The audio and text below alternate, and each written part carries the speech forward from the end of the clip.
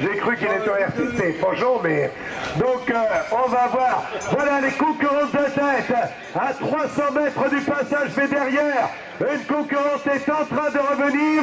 Allez, public de Kaduna, public de Plumelec. On applaudit donc nos concurrentes avec Marco Cadol, avec Chloé King. Et on retrouve également Pascal Gelon que nous avions tout à l'heure en tête. On va savoir comment ça évoluer. Alors que derrière, il y a de belles sorties et du changement. Semble-t-il, avec au commandement le retour donc de l'Espagnol Merino Costazar, qui est revenu le passage de Marco Cadol à la 4e place. Et l'avant-garde du peloton qui apparaît maintenant.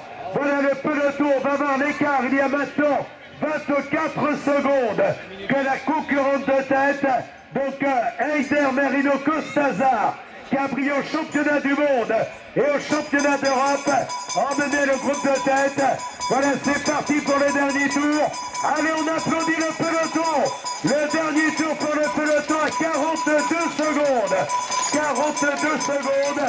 Et nous avions en tête, donc, Aude Bianic.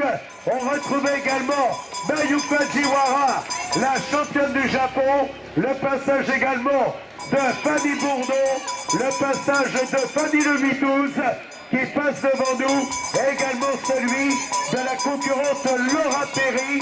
On retrouve également donc Pauline Alain.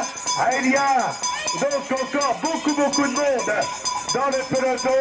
On peut faire un premier constat, Jean, chapeau concurrente, car il y a eu peu d'abandon depuis le début de l'épreuve, alors que là, 3 concurrentes en tête, et les voilà à l'entrée de la dernière ligne droite, avec un sprint qui est parti de loin maintenant. On avait tout à l'heure Merino Costazar, on avait également donc Chloé King, donc la concurrente de Wiggle Honda, qui est, semble-t-il, la plus rapide. Voilà l'arrivée donc pour Chloé King. À la 2e place, Pascal Gelon. En 3e position, nous avons donc l'Espagnol Eider Merino Costazar, le gabarit de poche, qui termine 3e. Et à la 4e place, nous avons l'arrivée donc de Marco Cadol, la concurrente bretonne, qui prend donc une remarquable place sur l'épreuve. Voilà, Marco Cadol et le sprint du peloton maintenant, avec à la 5e place la plus rapide André Cordon, qui s'est déjà distingué sur l'épreuve de Plumelec, où elle était lauréate en 2012 et en 2014. Je crois qu'on peut applaudir toutes les concurrentes qui ont terminé ici au sommet de Cadunal. Bravo à toutes ces demoiselles.